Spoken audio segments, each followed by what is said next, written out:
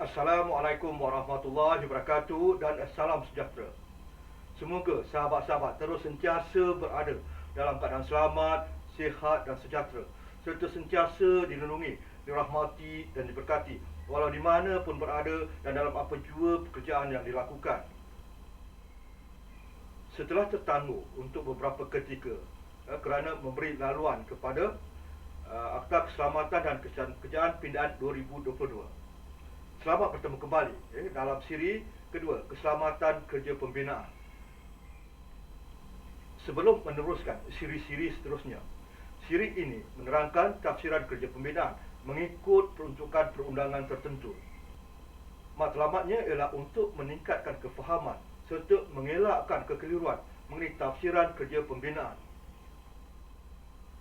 Bagi tujuan tersebut, rujukan dibuat kepada Akta Lembaga Pembangunan Industri Pembinaan 1994, Akta 520 dan Akta Kilang dan Jentera 1967, Akta 139. Sebagai peringatan mesra kepada sahabat-sahabat yang masih belum subscribe, sila berbuat demikian dengan menekan butang like, share, subscribe serta butang loceng bagi membolehkan sahabat-sahabat sentiasa dikemaskini status klip tervideo terbaru yang diterbitkan oleh Atodate Studio. Seksyen 2, Tafsiran Akta Lembaga Industri Pembinaan 1994. Menurut Seksyen 2, Akta Lembaga Industri Pembinaan 1994, kerja pembinaan artinya pembinaan, penyambungan, pemasangan, pembaikan, penyelenggaraan, pembaharuan, pemindahan, pengubahsuaian, pengubahan, perombakan atau perobohan. Peringkat A, mana-mana bangunan, binaan, bangunan besar, struktur, dinding, pagar atau cerobong, sama ada dibina keseluruhannya atau sebahagiannya di atas atau di bawah paras bumi. Peringkat B, mana-mana jalan, kerja pelabuhan, landasan kereta api, laluan kabel, terusan atau lapangan terbang kecil. Peringkat C, apa-apa kerja saliran, tali air atau kerja pengawalan sungai. Peringkat D, apa-apa kerja elektrik, mekanikal, air, gas, petrokimia atau telekomunikasi. Atau peringkat E, mana-mana jambatan, jejamban, empangan, takungan, kerja tanah, talian paip, saluran najis, ekuadak, pembetung, pemacu, syaf, terowong atau kerja penembus gunaan, dan termasuklah apa-apa kerja yang membentuk bahagian yang penting dan perlu atau sebagai persediaan atau sementara bagi kerja-kerja yang diperihalkan dalam peringkat A hingga E, termasuk pembersihan tapak, penyelidikan dan penambahbaikan tanah, pemindahan tanah, penggalian, peletakan batu asas, pemulihan dan landscape tapak atau pemerolehan bahan binaan, kelengkapan atau pekerja yang semestinya dikendaki bagi mana-mana kerja yang diperihalkan dalam peringkat A hingga E.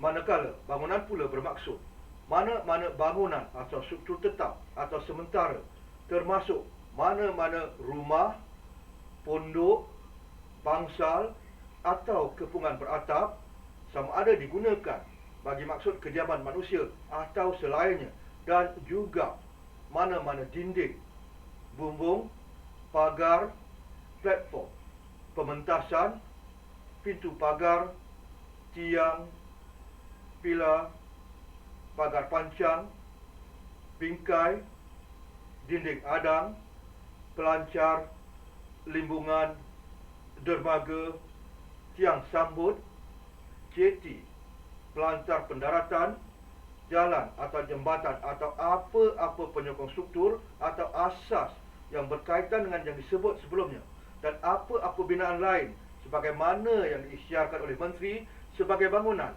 melalui perintah yang disiarkan dalam warta. Seksyen 3, Tafsiran A. Akta Kilang dan Jentera 1967. Walaupun Akta Keselamatan dan Kesihatan Pekerjaan Pindaan 2022 telah mendapat perkenan yang di-Pertuan Agong, tarikh penguatkuasaannya masih belum diwartakan. Oleh yang demikian, peruntukan di bawah Akta Kilang dan Jentera 1967, peraturan-peraturan dan perintah masih terpakai sehingga tarikh kuatkuasa Akta Keselamatan dan Kesihatan Pekerjaan Pindaan 2022 diwartakan. Seksyen 3, Tafsiran Am Akta Kilang dan Jentera 1967 menetapkan beberapa tafsiran mengenai kerja pembinaan. Ia merangkumi tafsiran kerja pembinaan kejuruteraan dan pengendalian bangunan. Kerja pembinaan kejuruteraan artinya pembinaan, perluasan, pemasangan, pembaikan, penyelenggaraan, pembaharuan, pembuangan, pengubahsuaian, pengubahan, penanggalan atau perobohan. Peringkat A, apa-apa pembinaan bangunan besar, struktur, kaison, tiang, menara, pylon, dinding, pagar atau serumbuk, sama ada yang dibina secara keseluruhannya atau sebahagiannya di atas atau di bawah aras tanah. Peringkat B, apa-apa kerja pembinaan jalan, dok, kerja pelabuhan, landasan, sisian, jalan kabel, landasan tram, pengemudi pendalaman, padang terbang atau lapangan terbang kecil. Peringkat C, apa-apa sistem saliran, pembentungan, kerja kumbahan, pengairan, kerja pengawalan sungai, kerja membenteng laut atau binaan mengekalkan tanah. Peringkat D, apa-apa kerja elektrikal, mekanikal, air, gas, petrokimia atau telekomunikasi. Atau peringkat E, apa-apa jambatan, cecambat, empangan, takungan, lagun, kerja tanah, talian paip, betung, ekuadak, haluan, syaf, terowong atau kerja penembus gunaan, dan termasuklah apa-apa acuan, penyangga sementara, perancang atau apa-apa kerja yang merupakan yang perlu bagi atau persediaan kepada atau sementara kepada kerja yang dinyatakan dalam peringkat A hingga E. Pembersihan tapak, pemeriksaan dan penambahbaikan tanah, pemindahan tanah, penggalian, penyediaan asas, pemulihan tapak dan penlandscapan, dan apa-apa kerja lain yang boleh ditentukan oleh menteri. Manakala pengendalian bangunan pula artinya pembinaan, pengubahan struktur, pembaikan atau penyelenggaraan sesuatu bangunan, termasuk pengubah atur semula batu bata, menghias semula, dan pembersihan luar struktur, perobohan sesuatu bangunan, dan penyediaan bagi dan peletakan asas sesuatu bangunan yang dicadangkan, tetapi tidak termasuk apa-apa pengendalian yang merupakan kerja binaan kejuruteraan mengikut pengertian akta ini. Sekian tafsiran untuk kerja-kerja pembinaan berdasarkan Akta Pembangunan Industri Pembinaan 1994, Akta 520, dan Akta Kilang dan Jentera 1967, Akta 139. Semoga apa yang dikongsikan dapat memberikan pencerahan mengenai tafsiran kerja pembinaan serta mengelakkan kekeliruan semasa di siri-siri akan datang ataupun semasa melaksanakan kerja. Sehingga berjumpa lagi, diharapkan sahabat-sahabat terus menjaga keselamatan dan kesihatan diri, keluarga dan pihak-pihak lain yang berkaitan.